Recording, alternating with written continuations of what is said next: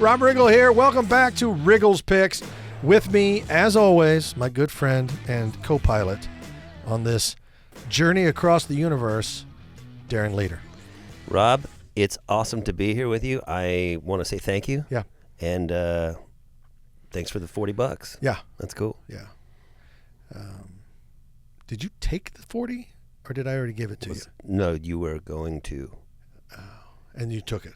You were going to. I accepted the $40. You still need to give it to me physically. You could Venmo me.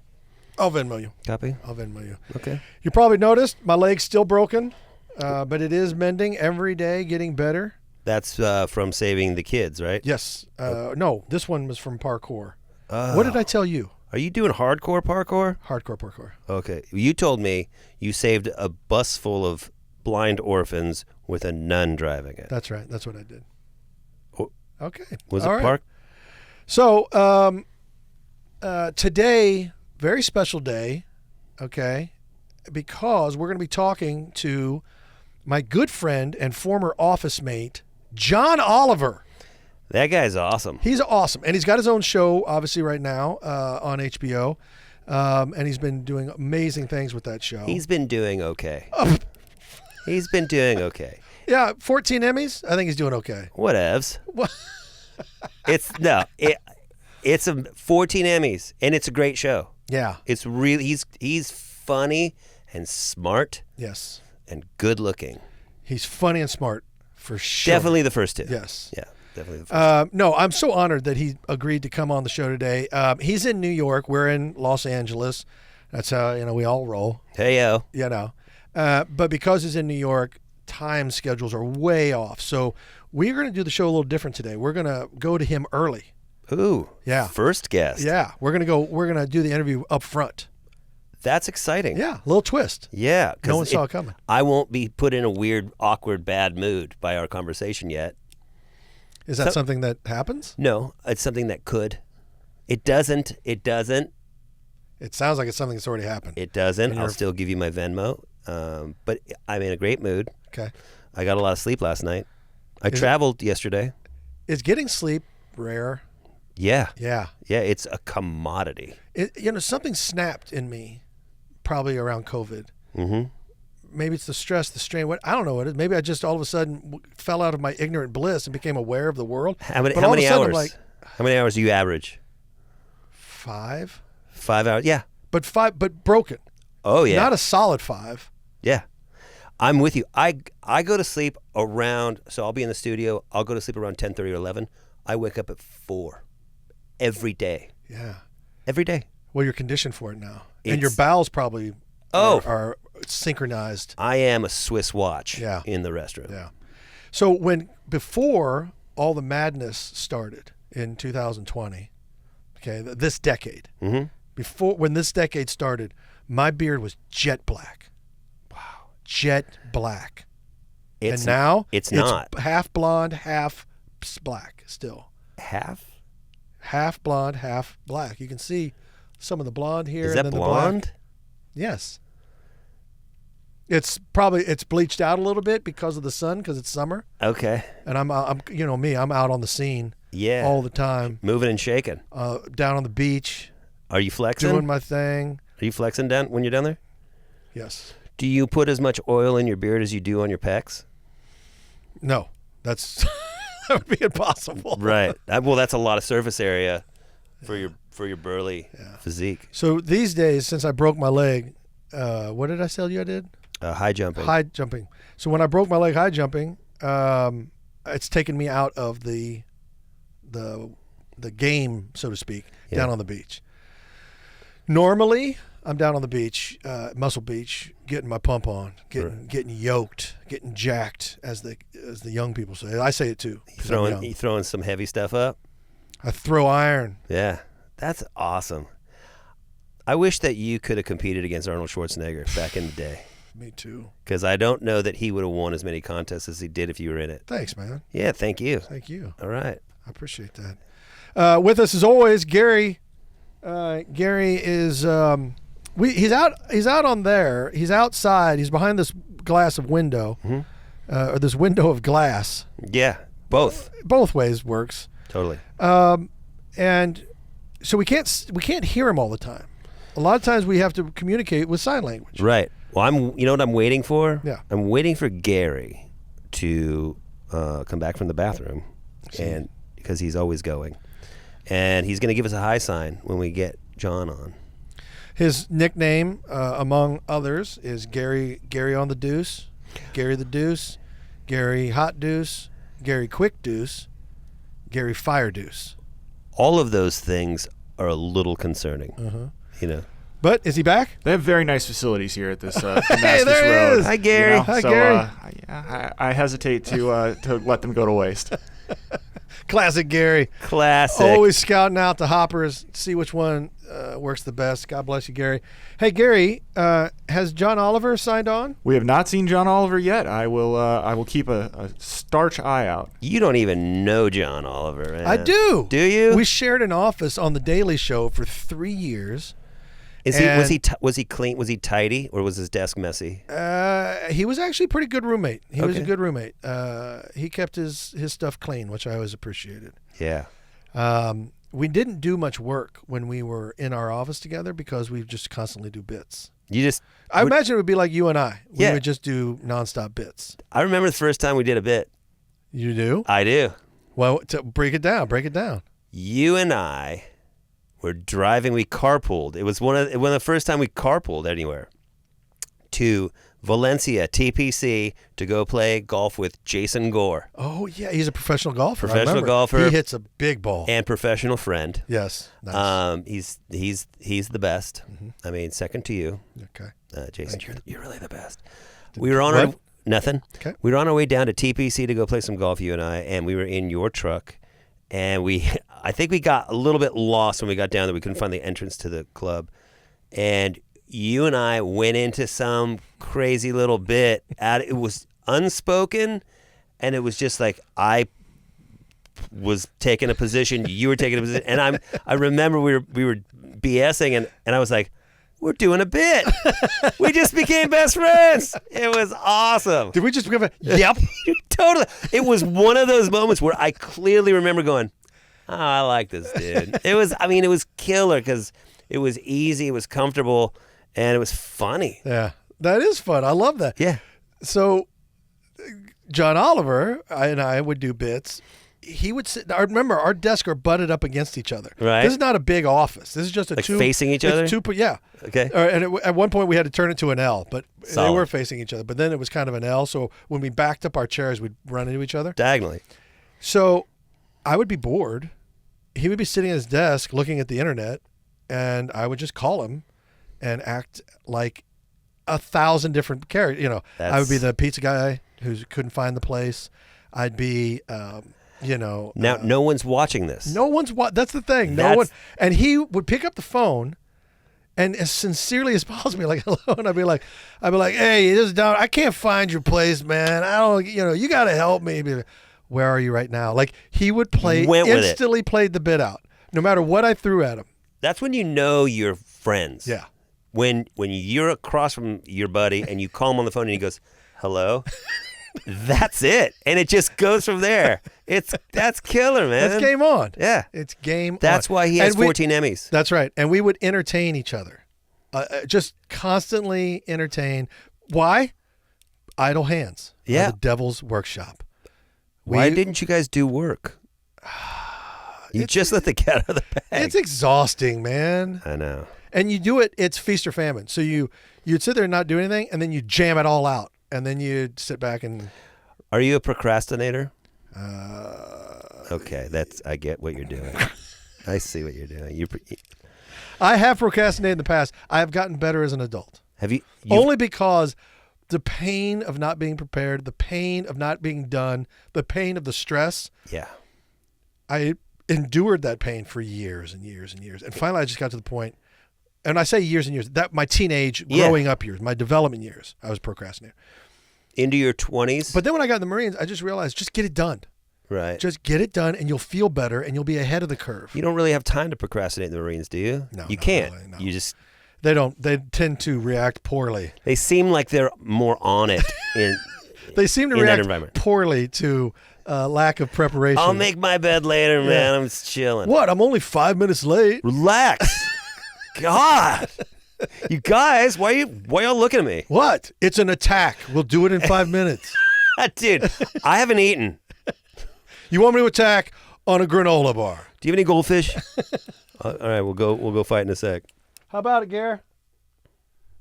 Nothing yet. And despite your statement at the top that we're doing things out of order, I think that because of John's delay, we might end up doing. We might be on time. Our normal order. So this is classic John Oliver. Yeah, let's classic just roll with it. J.O. Oh, wait a second. I got a text from him. I got two. Oh. I got two texts. So here we go. It says, I'm trying to sign in. It says the host has another meeting in progress. Gary. Okay, Gary. let's check this out. You're keeping John Oliver, 14 Emmy-winning entertainer. I just wrote back, we're checking on it, fucking Gary. That's appropriate. That's a solid response. Gary takes a lot of heat. He's like a caddy in professional golf. Yeah. You know, when the golfer screws up, It's the caddy's fault. he throws the club at the caddy and says, what the fuck were you thinking? Mm-hmm. But And- if you make an ace, that's because your skill. Yeah. Right. And so that Gary falls into that, unfortunately. He is. Could you ever caddy I have. for a professional? Yes, I could. Oh, have you caddied for a professional? Yes. How did you like it? Did you wish you were playing? She was very demanding. Oh. And she said at one point, if you don't shut up, I'm going to stick this 5-iron down your throat until you die. That's aggressive. But she wasn't wrong. Right. You know? Did you shut up? Well, obviously you're here. Up. Yeah, I shut up. That's cool. I shut up. It's all about keeping your golfer happy. Yeah, but at what cost? Your own. Cost of your pride, your mental health, your well-being. Yeah, I don't think you're wired for that. No, I'm wired more for high-performance karate and parkour. As your boot is telling us. Yes. Uh-oh, I'm getting more. He wrote back, effing Gary, the guy's the worst. Yeah. Just so you know, he said, fucking Gary. I can confirm. Rob is showing me the text, and this is crushing me as a big John Oliver fan. That this gentleman's first introduction to me is that I'm terrible at my job. This is fantastic. John Thank you, Oliver Rob. thinks you're the worst. The worst. He's not wrong. Well, I'll talk him off the ledge. I'm sure he's probably got a lot to say about Gary. Who doesn't? So, what we were talking about when I'm down on the beach, oiled up, and I work out with weights. We were talking about. Were we talking about that? We were talking. No. Well, we were. And do you use baby oil or coconut oil? Baby. Good end. Yeah. If you want the sheen. That's the real stuff. If you want the gleam. Yeah. As Coach Schottenheimer used to say, the gleam. You got to do it with baby oil. And do you self-tan for that stuff? Do you mean like in a tanning booth? Yeah, or do you go real? I go real. Gary's waving at me. Is he waving or is he flipping you off? No, both. He's waving at me with one finger. So he's getting your attention and then he's giving you the bird. He's breaking it off. I think John's here. Hey, that would be amazing. John Oliver, by the way, you can find him at IamJohnOliver.com, Twitter at IamJohnOliver. I don't even know how much he pushes on the social media. Do you check out his social media often? I don't check out a lot of social media. Well, he used to be, he rose to prominence, obviously, on The Daily Show with Jon Stewart. I was there at the time. So I know. Sounds like you're taking credit for his success right now. No, gosh, no. Why don't we take a break and we'll talk about it with him? Okay. Oh, I love that. Why don't we take a break, and then when we come back, we'll have John Oliver. Let's do that. All right.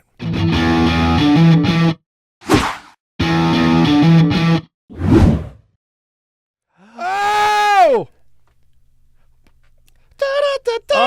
Double birds! One for each of you. Aw. Hi, John. I'm Darren. I come bearing gifts, Darren. What I give to Riggle, I give to you. I appreciate all of it. Thank you. Oh, look at this. What's wrong with your stupid foot, Riggle? Oh, did you notice? Yeah, which story is he going to tell you? That's the question. Hold on. Let's see. I am part of a parkour league here in LA, high performance parkour.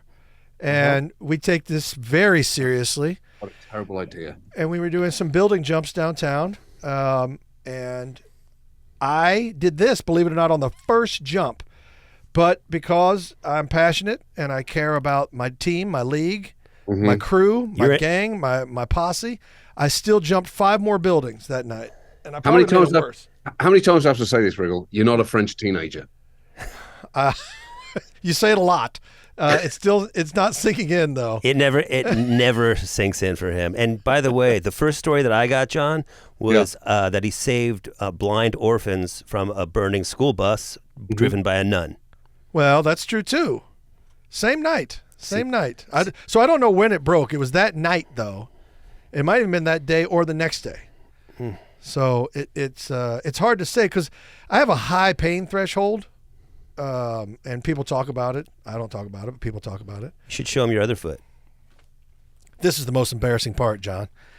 I have to wear a crampon to balance out so I'm not walking lopsided so I don't get a bad hip during my healing process. I would take a bad hip for the rest of your life rather than wearing a crampon on your unbooted foot. You made a bad decision. It's Can I just tell you, you're so right. You're so right. Here's the thing. There's more shame in wearing the crampon on my good foot than the way more. You are right to present the boot, to try and draw the eye away from the atrocity that is on your left foot. It's horrible. Horrible. It's so true. It's so true. Hey, so John, it's really good to see you. It's been a long time, obviously, because you're on the scene, making things happen, running amok in New York. I think you're part of a gang there too. Darren's obviously look at him, he's in a gang, obviously. So tell me about your summer. You've got boys, you've got family, you're doing wonderful things. Did you have a good summer? Did you do anything interesting? Well, my 4-year-old just got back from the dentist just now, and dentists have changed. And look, I say that as a British individual, so I'm starting from a different point than you might. Yeah. He said he had to have a cavity, had to have it filled in. They offered him orange gas and watching Ninja Turtles. Did he love it? Of course he loved it. Yeah. He's on a literal high now. That's awesome. He said I dig that. He said he felt like he was flying, and he thinks Ninja Turtles are great. He's having the best day ever. Talk about a total reversal. You know, when I heard dentist, I would run in fear. Now it's a pure joy. You could make an argument that they've overcorrected because I am not going to be able to get that kid to brush his teeth. No, he's going to have 14 cavities in 6 months. It's going to be awesome. Because he knows he's going to get laughing gas and cartoons. The best. God, I want to go to the dentist. I want to go to the dentist now. That's good.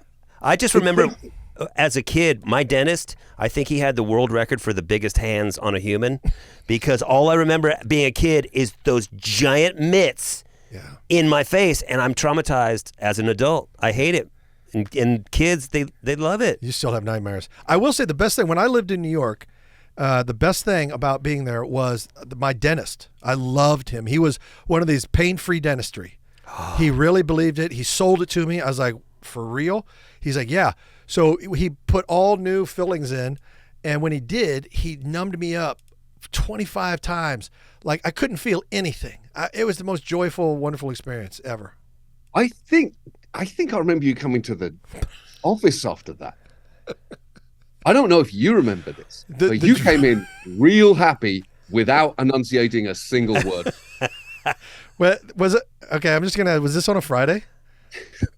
It could have been a Friday. You came in. It was different. I was hammered. I definitely heard about, as you put it, pain-free dentistry. Guys, amazing.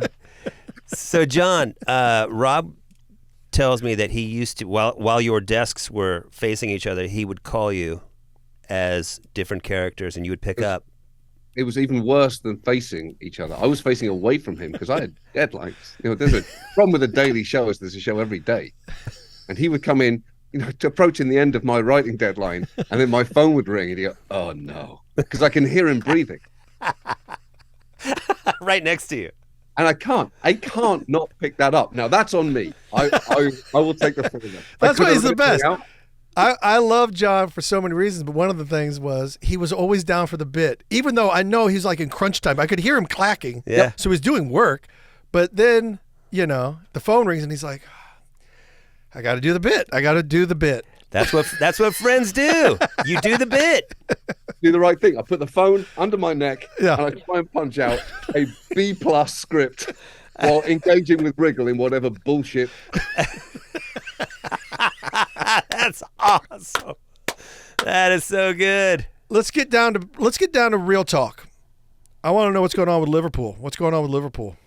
Well, I tell you what's going on with Liverpool, Riggle. We don't have a defensive midfielder and the season starts for us on Sunday. So we are going to be an all-attack team. Yeah. I love that, by the way. You know me, all gas, no brakes. That's killer when you're on the offensive side of the field.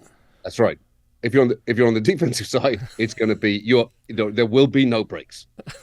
There's no reverse gear. This is just forward fast. Just shot, and hope for the best. Yes, it's going to be absolute mayhem. So I tried to recruit John to the Chiefs when he first moved here.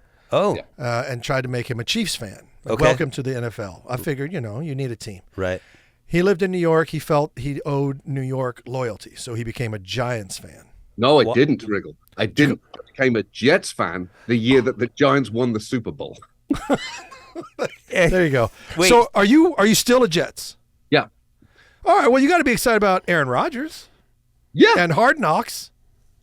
Oh yeah, they seem to. I haven't seen the first episode yet. They all seemed very happy that was happening. Yes, everybody's super excited for that. So your Jets will you're going to be winning on a lot of fronts here. Darren is a big soccer player. We call it soccer in America. Yeah. Well, my dad's from Brighton, England, so I grew up listening to it be called football. Oh, you did? Yeah. Oh, that's Right, exciting. very very good team. Yeah. And a very, very nice vacation spot, I understand. It is not. I took my wife down to Brighton Beach, and it's just a Riggle. It's not sand. It's a rock. It's pebbles. Yeah. It's hostile. yeah. It's And cold and it's pebbles. That's right. It's a wind that you need to lean into. It's basically like a Morrissey song. Yeah. And then just hard, cold, wet stones. And my wife said, "I don't think you can call this a beach." I went, "What?" That's amazing. Out of Brighton right now, there's a huge music scene. Like it's like a Seattle, but it's happening now. Really? Yeah, bands like Royal Blood and like a lot of rock bands are coming out of that area. It's cool. Really? Yeah, That's very cool. awesome. So do you have a team in the Premier League? Well, Because John and I are Liverpool. Well, I was my grandfather from London, Tottenham. Tottenham. Yeah. Well, I'm sorry. Look at John's face. I'm sorry, John. I saw air just leave. It wasn't, and you know what? It's not even anger. It's sadness for you. Harry Kane is just been bought by the Germans. It's they all go somewhere from Tottenham. What are you gonna do? This is tragedy. Yeah. Yeah, it's basically like being a Tottenham fan is basically like being a parent with only 17-and-a-half-year-olds. You just wait to watch them fly away. I know. And then they just leave you and you're just going, God, we got this big house and nothing to do in it. Well, that's like being a Royals fan. Yeah. We bring them all up till they become red hot, and then they go somewhere and get paid. Yeah. So somebody's got to be that, though, right? Yeah. By the way, how is your wife? Because she is a wonderful, wonderful lady, a U.S. veteran, and smart and nice and beautiful, and she's a good one. Yeah, she's good. She's good. She also is. My kids, I told Riggle this. Their favorite TV show by a long way is Holy Moly. What time is it? Come on. You did something good. Yeah, and then to the point that it was like 15 episodes in or something. I said, I know Rob Riggle. And he goes, what? And I showed him a picture of us together, and he just looked at me differently from then on. That is awesome. I was watching a basketball game. It never occurred to me to explain who Steph Curry was. So I was watching a basketball game last year, and my son Hudson went, "Wait, Steph Curry plays basketball too?" I went, "Oh yeah, that's actually his main thing." Yeah, that's the main. I don't think that's his main thing. I just think he does this when he's not doing holy moly. Okay. That's amazing. I do love the fact that holy moly, he thought was in the number 1 slot. Absolutely. That makes me so happy. That's so and then great. in that free time, you think, I'll play basketball with my friends. But then I've really got to get ready and focus, guys, because we need He's to He's a great golfer. Well, and so your kids are younger than mine. John's kids are younger than mine. Mine are, 15 and 19, right? And so when they find out that I know John Oliver, it's the same effect. You guys are rock stars for each other. Exactly. Yeah. I think that's a good way to we describe just have it. the wrong children. That's the problem. We'd be respected if we swap kids. Switch kids, and you guys are going to be Switch kids, Riggle. super parents. Which kids? A new show, Kid Swap. We're done. We got this. This is easy. It writes itself, man. Kids. Well, Kid they have swap. that wife swap, right? Yeah, of course they did. Kid swap. Kid Swap. Kids Love swap. And it's not like there are parts of the internet that will immediately weaponize that. No, how could that go wrong? Kid Swap, executive produced by Mel Gibson. Yeah. Just, especially with everything going on. Yeah, that won't. I love the word selection. See, We that's might why have to rethink he's the name. English. Did you know he's English? No. Yeah, and that's why he uses the big words. But Like, it sounds not as threatening when he says it in an English charming. accent. Kid swap. It's lovely. Right. It sounds classic. Classy. He can get away with murder. I saw him do it. It's amazing. If you say it with like a southern accent, it doesn't say kid swap. It's not cool. Not cool at all. It's dangerous. I'll trade you these 3 street urchins for your lovely boy. Yeah. Oh God. Right? Now I want to do it. It sounds elegant. It sounds so good. I love that. My favorite thing in the world, and I'm sorry to do this to you, John, but my favorite thing in the world when John and I would share an office, I go, John, how's your Brooklyn accent going? He goes, it's quite nice. I think it's quite lovely. I go, let me hear it. He goes, okay. I'm getting a cup of coffee. It was the worst Brooklyn. Have you worked on it? Has it improved? Get the fuck out of here. That's actually gotten good. Yours was dead on of his. Yeah. That's awesome. It's really tightened up. Yeah, my Brooklyn accent is a kind of a Brooklyn docker who both lived in the 1920s and also never really existed. That's fantastic. I love it. I love it so much. John, it's so good talking to you, man. Thank you for taking time to be with us today. You're winding me up. Oh wow. I told you it's gonna be a quick hit. Like I told you, I wasn't gonna tax much of your time.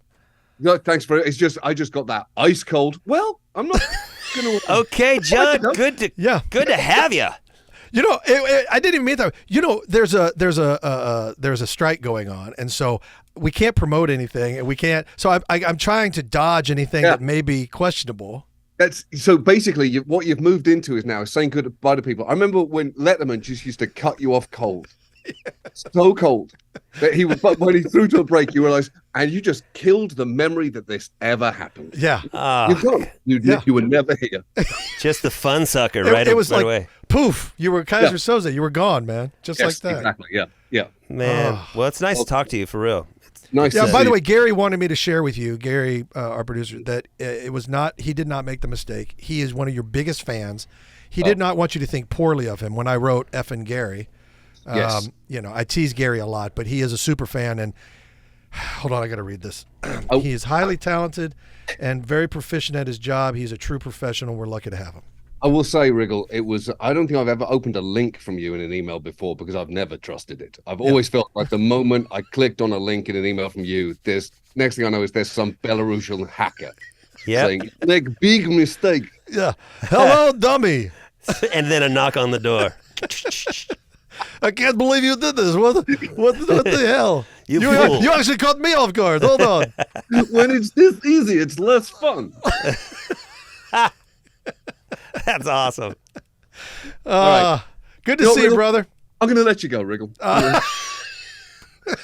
Thanks, brother. Good to see you. All right, see you. Take care. Well. See you.